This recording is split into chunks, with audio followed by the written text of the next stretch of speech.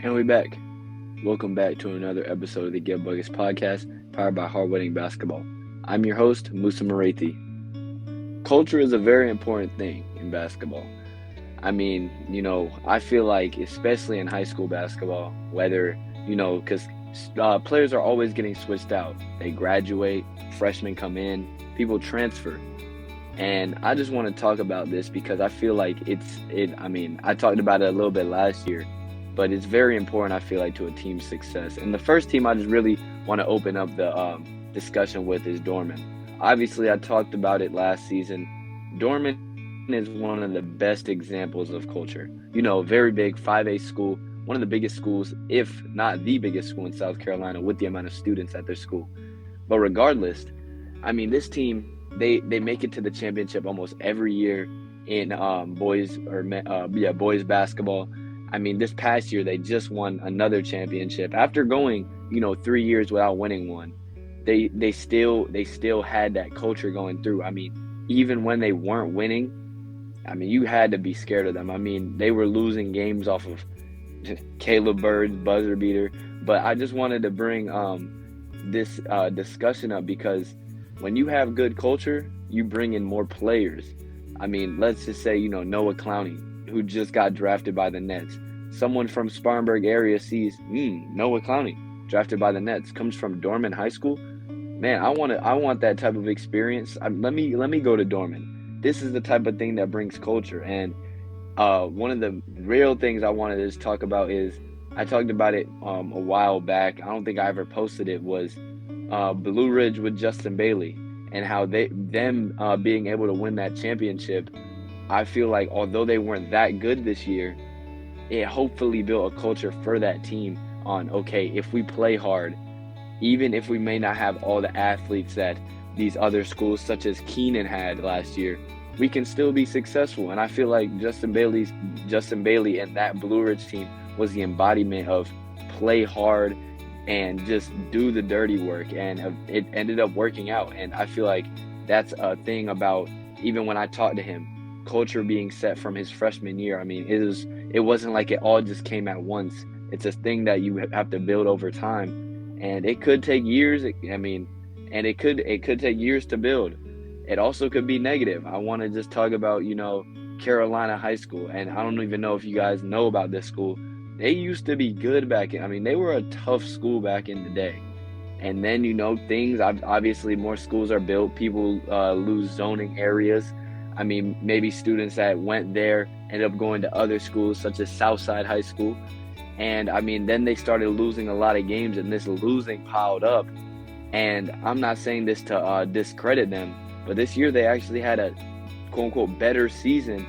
And if the players there see, okay, we can win some games, maybe, just maybe, that culture can be set where, okay, now that we won some this year, next year let's try and win a few more. You know what I'm saying? So I just feel like this culture thing is huge. And I even said the main reason I wanted to talk about this is this Oceanside Collegiate. And this even brings me to my next point.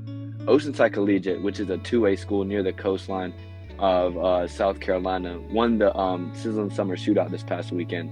As like I said, a smaller school from South Carolina. They were able to win against 5A schools. They beat Legacy Early College, which obviously has talent. They beat Greer in the championship, which I believe is one of the strongest 4As coming back this year. And when you look at their team, you're like, they don't have a bunch of athletes, but they've set that culture. Obviously, it's a collegiate, so their main focus is sports.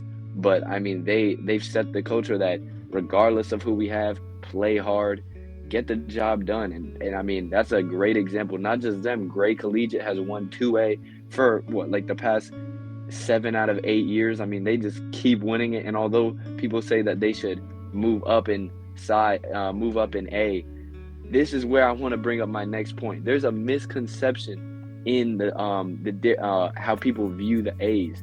The only difference between 1A and 5A is the amount of students at the school. So when people say, man, I don't know if I can go 1A because, I may not get noticed. If you're looking at Gray Collegiate and Oceanside, and even Christ Church, who is a 1A, I guarantee you Christ Church beats most of the 5As in this state. I guarantee you they'd be over 70% of them. And they probably have what, 200 kids in their high school. I mean, like I said, this all relates back to the culture thing. John Butler, who came out of Christchurch in the NBA, kids from the area see, man, John Butler made it to NBA. I want to see if I can do it too. They just won a championship. I want to be a part of a championship team, and it builds for the future. I mean, if you're winning championships, more people are going to play harder. I think it built, like, the guys that were on JV are going to come up with a chip on their shoulder, maybe being like, man, I wasn't on the championship team. Let me try and get one myself. And I mean, it draws attention to people. I bring up Dorman again. If they're like, man, Noah Clowney, like I said, able to make it to the NBA. I'm 6'7". Let me try and transfer on over there and make my name heard. I mean, it brings a reputation. I mean, if you're a losing team and your culture is losing, I mean, it's hard to come out of it. Obviously, it's hard to come out of it, and that's why I say it almost needs to. It takes time. Like I said, Blue Ridge going from an okay team in 2019, but by 2022, look where they were able to get to. And I mean, it's a funny thing how a team can go from not very good to really good one year, and obviously with the seniors and how it's obviously not the NBA where you can just stay in the league. Leaving, maybe they go back to not very good. But I think with the whole culture thing, like Dorman has been able to show a great collegiate. If you consistently show you're good, people want to come, or the good, quote unquote, good players or recruitable players will want to come. And going back to the misconception thing, I mean, if your team is good, and I mean like winning almost all the time, like I'm saying, like the great collegiates, which once again, 2A school, Christchurch, 1A school. If your team is good, you will get noticed. Jordan Butler just graduated from Christchurch, which is a 1A, probably one of the smallest schools in the Greenville area. He's going to Missouri. That's a high-level D1.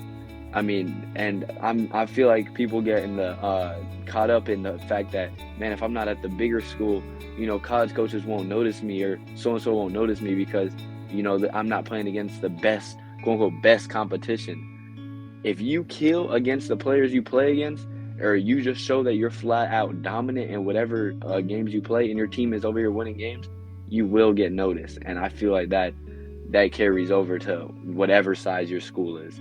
I mean, what was I gonna say? I mean, I personally know, and I'm not gonna say any names.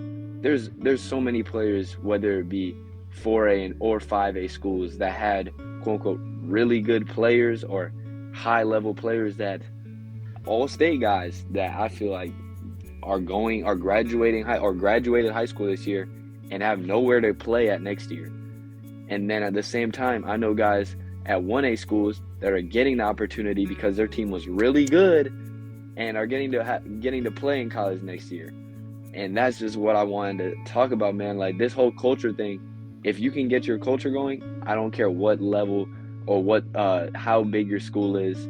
I mean, Oceanside showed it this past weekend. I mean, if they lost, and they lost like 8 seniors last year, and I don't know if they brought in new guys this year, but regardless, I mean, I'm looking at them on paper, not a bunch of jumping out of the gym athletes, running their plays the best way, and them winning games.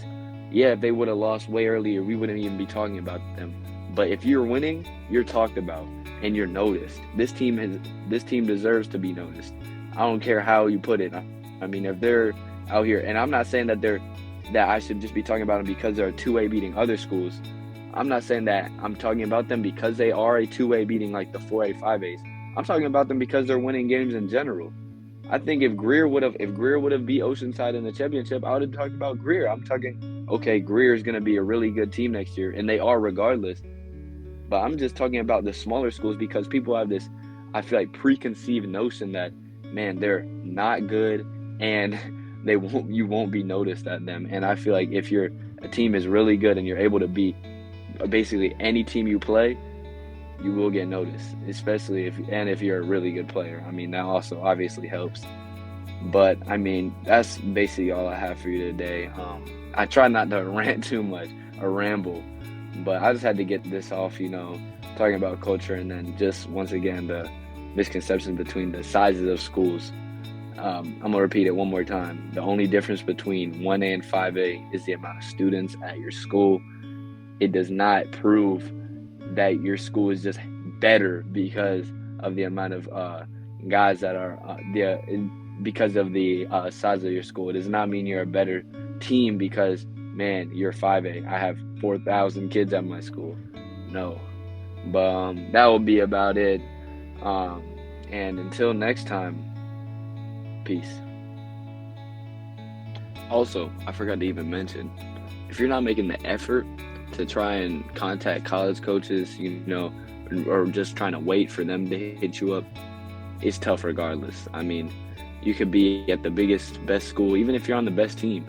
I mean, obviously, if you better be national or maybe one of the top state players in the state. But if you're just the quote unquote role guy on the team, regardless of class or size of school, it's going to be hard to get recruited. And I say that out of just anybody I talk to. You got to really make the effort and put forth the effort in contacting these coaches because it's hard. I mean, they have a lot on their plate. They have so many players hitting them up, but at least if you make the effort, they know that you're trying to get recruited. And I just forgot to mention this in the regular video, but I thought I'd add this in.